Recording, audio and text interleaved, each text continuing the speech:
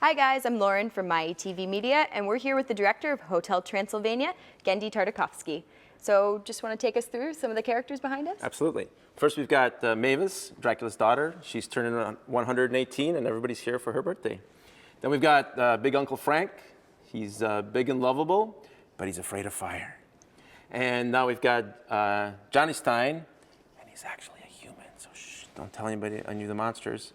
Then over here we've got Murray the Mummy. He's 1,000 years old. He's very old, but still fun. And the manager of the hotel, Count Dracula. So come see the movie, it's great. We're going to sit down and catch up on Hotel Transylvania. Well, I had a movie in development with Sony Animation, a different movie, and it takes a while. And then this opportunity came up, and they go, we've got this movie, stories about Dracula, and he's a dad, and it's Adam Sandler, and he runs a hotel for monsters. And for me, I was like, wow. First of all, Dracula, to redefine it for a new generation with the voice of Adam Sandler was something that kind of appealed to me. Sony have always wanted to make a movie with Adam, and I think finally he had kids, so he was more interested.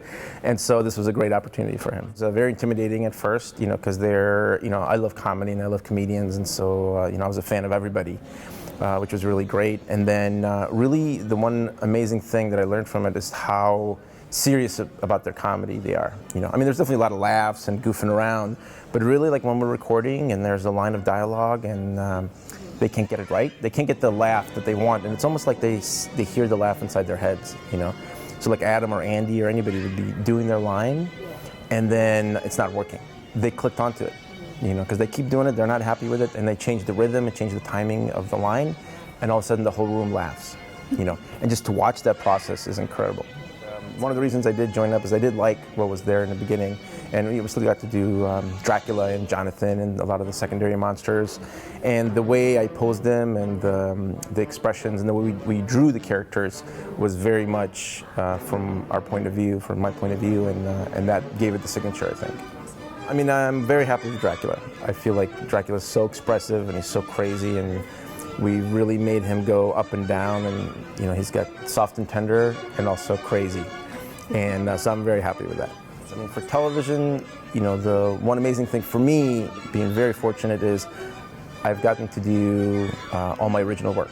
So stuff that I create, I do, and that's really the ultimate goal. But for TV, it's so fast, and you have to give up so much. Before I finish drawing something, somebody takes it from me, and then 6 months later, it's on the air.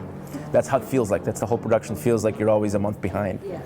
And so in features, I was like, I'll get into features, I'll take some nice time and really get to nurture a project. And then I started this movie like, all right, now we got the story, now you gotta get it finished, you're gonna have to be the world record time to get it done. And so it felt the same way, but it is nice just telling one story. As much as I love episodic, where you really let the characters grow, telling one story is also very exciting. And also, just like at the premiere yesterday, sitting with an audience is great, because before, we'd finish an episode, then I'd sit at home, I go, oh, there it goes. I don't know if anybody watched it or what the reactions are. And watching it with an audience and getting the immediate reaction is unbelievable. Very satisfying. It's like I'm on stage doing stand-up without actually having to put myself out there. I'd love to go to 2D. It is my one true love. It's something that's, watching drawings in the big screen, I think is a very unique experience that I think people have forgotten about how great it could be if we push it. And so, but for now, the market demands CG, so I'm going to go with it and see. But I'm going to see what I could do with CG, like push it even further, what we've done with Hotel. We can't go back with something that we've already done. We got to go back with something new. And the one interesting thing about CG is that everything's based in reality. So for the movie, I wanted things to be very expressive, very caricatured, very cartoony. And so it was really actually difficult for the computer to do that. We had to push the computer to do things outside its norm.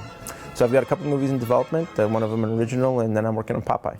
We just kind of started, and we're just trying to see how to translate it into today. Because it's Popeye the Sailor Man, he's got tattoos, he smokes a pipe, and he's a sailor. All those things are so uncontemporary. It's funny, I've done Jack maybe, 8 years ago or something like that, and it's still around. So there's something about it that's lasting. And every year somebody approaches me about doing it. And every time, it's been about 4 times now. And every time they go, well, Genndy, we like Samurai Jack because of A, B, and C, right? I go, great, let's do it. And they go, well, now that we're making it, we can't do A, B, and C. And so it goes up and then it goes down. you know. And so, but now I have a, you know, I have a new home with Sony Animation, and they start talking about it now, you know. And I've given them all the warnings about the past experiences, and they're into it. So who knows? Maybe that could be. I still want to finish the story. I feel like it'll be great if it's a feature. It's a big story, and so we'll see what happens. Yeah, I think a little bit. I think one of the things that CG does, it kind of equalizes everybody, you know. So, you know, all the movies are starting to meld together from all the different studios. It's harder and harder to pick them apart. And so for me, that's you know, very fearful of that, because as a director, you want your own point of view. You want the movie to stand out and go, well, only Genndy could have done that, or whatever. You know, you want that signature. And so for me, because I wasn't on the ground floor, like, what's going to be the signature of it? And for me, it was the animation. You know, I really tried to push the animation that's very unique to what I do and what I like. You know, and so we did this very expressive, very cartoony, caricature thing that in features you don't find a lot of. Everything's very much more controlled. And I feel like that was my signature.